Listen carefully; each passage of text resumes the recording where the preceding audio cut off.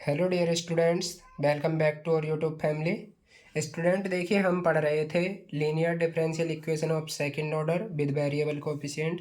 तो हमने इसमें दो लेक्चर कर लिए थे जो अपने दो टॉपिक पर बेस्ड थे। तो आज हम पढ़ेंगे transformation of the equation by change of independent variable. यानी यदि हम किसी सेकंड ऑर्डर के डिफरेंशियल इक्वेशन का इंडिपेंडेंट वेरिएबल को चेंज कर दें तब उसका सॉल्यूशन कैसे करेंगे। तो देखिए, पहले मैं बता देना चाहता हूँ, इसमें ये जो y है जो ऊपर रखा हुआ है ये तो हमारा डिपेंडेंट वेरिएबल है, और ये जो x है ये हमारा इंडिपेंडेंट वेरिएबल है। यानी हमें यहाँ पर करना क्या है, तो हमें इस x को चेंज करना है जबकि y हमारा ऐसे ही रहेगा, और तब हमें सॉल्यूशन फाइंड करना है। एग्जाम में जो क्वेश्चन मिलेगा वैसे तो ऑब्जेक्टिव होंगे तो इससे क्वेश्चन मुश्किल ही मिलेगा क्योंकि इससे लॉन्ग होते हैं थोड़े। तो इसका वर्किंग रूल क्या होता है देखिए, चलो देखते हैं। सबसे पहले ये जो इक्वेशन है अपनी स्टैंडर्ड फॉर्म, इससे कंपैरिजन करके दी गई इक्वेशन का पी क्यू और आर की वैल्यू फाइंड करनी है। उसके बाद में हमें चेंज इंडिपेंडेंट वेरिएबल को चेंज करने के लिए इस प्रकार से चूज करना है कि जेड जो है वो एक्स का फंक्शन होगा, और इसे ट्रांसफॉर्म करने के बाद में जो इक्वेशन आएगी हमारी ये आ जाएगी। देखो यहाँ पर ये अब जेड में बन गई है इक्वेशन, जहाँ से P1 Q1 और R1 की वैल्यू हमें फाइंड करनी है। उसके बाद में इस इक्वेशन में पुट करनी है, और इक्वेशन में पुट करने के बाद इसे सॉल्व करना है और हमारा आंसर आ जाएगा। और आंसर जो आएगा वो जेड में आएगा, लेकिन हमें जेड में आंसर नहीं छोड़ना है, हमें लाना है एक्स और वाई में। तो यहाँ से देखिए,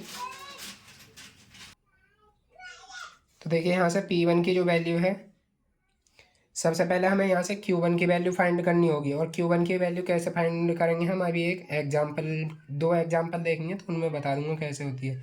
उसके बाद में P1 की जो वैल्यू होती है वो ये होती है, ये इस वाले फॉर्मूले से हमारे P1 की वैल्यू निकलेगी, और R1 की ये है, और Q1 की हमने पहले ही लिख ली थी। अब इन P1 Q1 और R1 की जो वैल्यू है इन्हें इक्वेशन 2 में पुट कर देंगे, इस वाले इक्वेशन में, और इसे सॉल्व करने पर हमारा फाइनल आंसर आ जाएगा। तो अब हम एग्जाम्पल की मदद से समझने की कोशिश करते हैं, उससे ज़्यादा समझ में आएगा। तो देखिए, जैसे ही हमारा एक एग्जाम्पल दे रखा है और इसमें हमें इस इक्वेशन को सॉल्व करना है और चेंज ऑफ इंडिपेंडेंट वेरिएबल की मदद से। तो सबसे पहले देखो, हम सेकंड ऑर्डर डेरिवेटिव का कोएफिशिएंट 1 बनाते हैं। तो मैंने x की पावर 6 से सभी जगह डिवाइड कर दिए।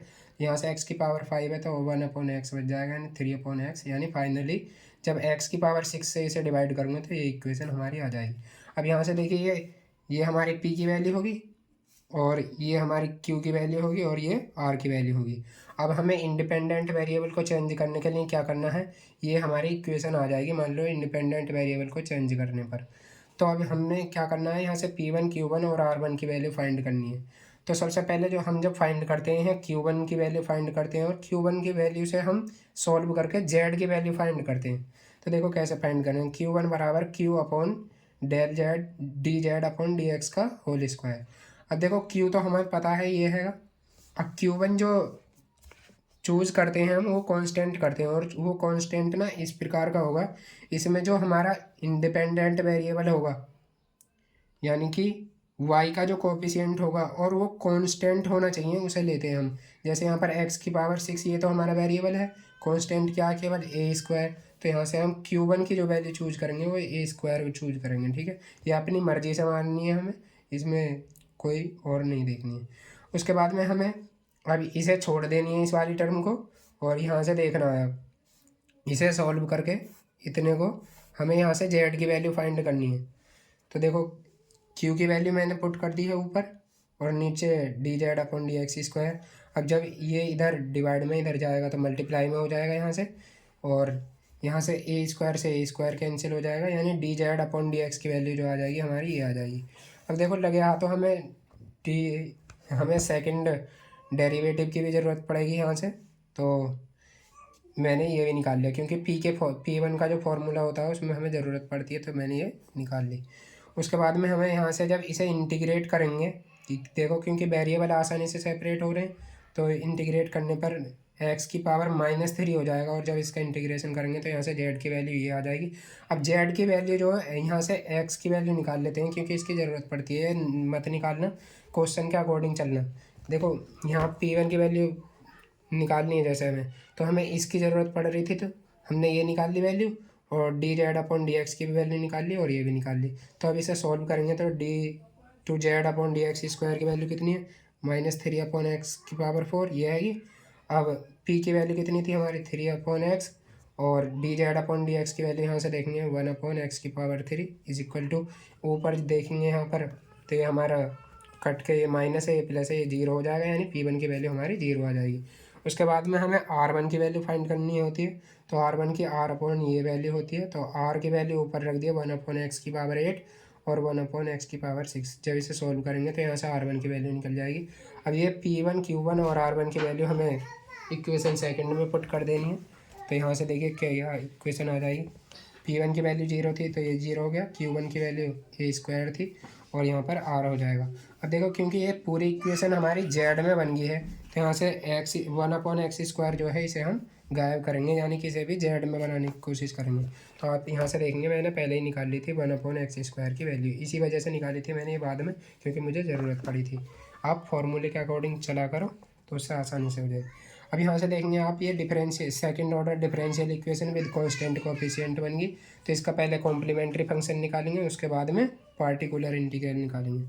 तो कॉम्प्लीमेंट्री फंक्शन निकालने के लिए ऑक्सिलरी इक्वेशन ये बन जाएगी हमारी, क्योंकि डी के प्लेस पर हम m² पुट करते हैं और इतने पार्ट को हम जीरो के बराबर पुट करते हैं। तो यहाँ से m बराबर ± आयोटा a आ जाएगा, ठीक है।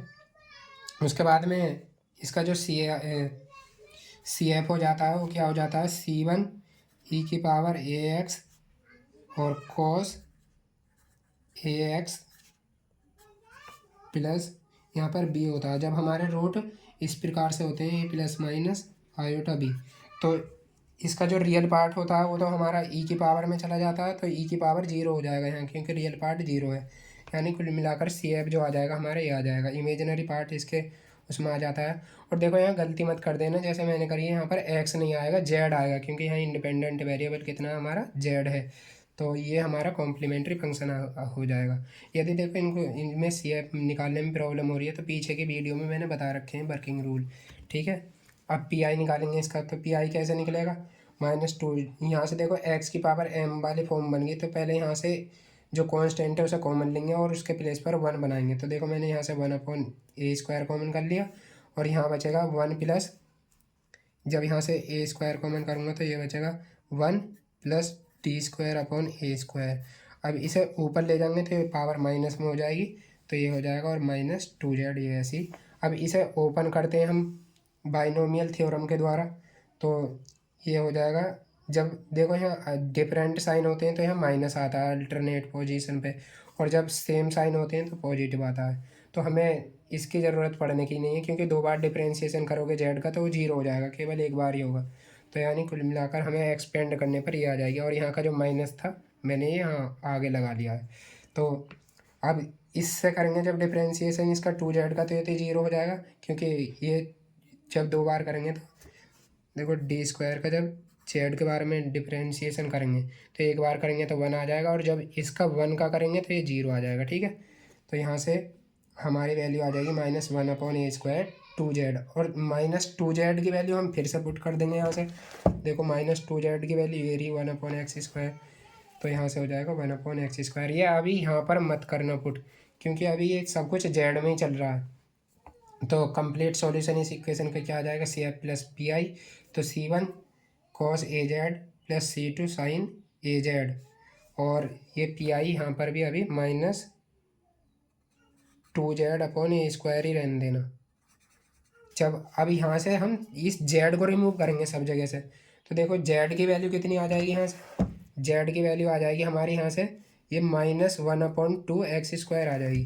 तो देखो cos A ऐसी है और इसकी -1/2x² ये मैंने लिख दी है, और ऐसे ही यहाँ पर। अब आपको पता है cos -θ जो फिर से cos θ होता है, और sin -θ जो वो -sin θ होता है। तो यहाँ से ये आ जाएगा, और ये वाली भी मैंने वैल्यू पुट कर दी थी, तो ये हमारा आंसर हो जाएगा। उसके बाद में एक और क्वेश्चन देख लेते हैं हम आसानी से। कोई प्रॉब्लम आए क्वेश्चनों में तो आप ग्रुप में भेज सकते हैं, मैंने काफ़ी सॉल्व कर रखे हैं, बस बताने के लिए आप तो देखो ये हमारी इक्वेशन दे रखी है। सबसे पहले इस सेकंड ऑर्डर डेरिवेटिव के कोफिशिएंट को 1 बनाएंगे। तो यहाँ से मैं x से पूरी इक्वेशन में डिवाइड कर दूंगा। यहाँ से p, q और r की वैल्यू फाइंड करेंगे और उसके बाद में फाइंड करने के बाद में इंडिपेंडेंट वेरिएबल को चेंज करने पर जो हमारी ट्रांसफॉर्म इक्वेशन बनेगी वो ये बनेगी। अब यहाँ से हमें p1, q1 और r1 की वैल्यू फाइंड करनी है। तो सबसे पहले हम q1 की वैल्यू फाइंड करते हैं। देखिए किस प्रकार से करेंगे। तो Q1 बराबर होता है Q/dz/dx का होल स्क्वायर। अब देखो यहाँ पर मैंने 4 क्यों लिया है, तो यहाँ पर देखेंगे आप Q1 जो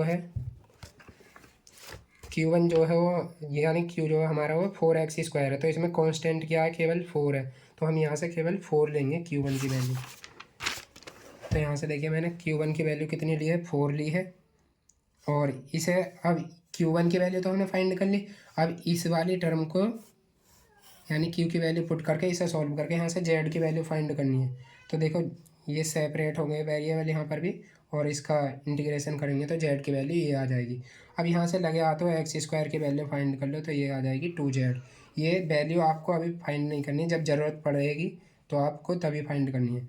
उसके बाद में यहाँ से इसका जब 2 बार डिफ्रेंशिएशन करेंगे, क्योंकि P1 के फॉर्मूले में ज़रूरत पड़ती है, तो यहाँ से देखो dz/dx की वैल्यू कितनी आ जाएगी, x, और जब x का एक बार और डिफ्रेंशिएशन करेंगे तो d2z/dx² की वैल्यू कितनी आ जाएगी, हमारी 1 आ जाएगी। अब यहाँ से Q1 की वैल्यू फाइंड कर ली हमने। अब P1 की वैल्यू फाइंड करेंगे। तो P1 की वैल्यू इस फॉर्मूले में रखेंगे तो ये फिर से हमारा 0 बन जाएगा। इसी प्रकार से R1 की वैल्यू फाइंड करेंगे हम।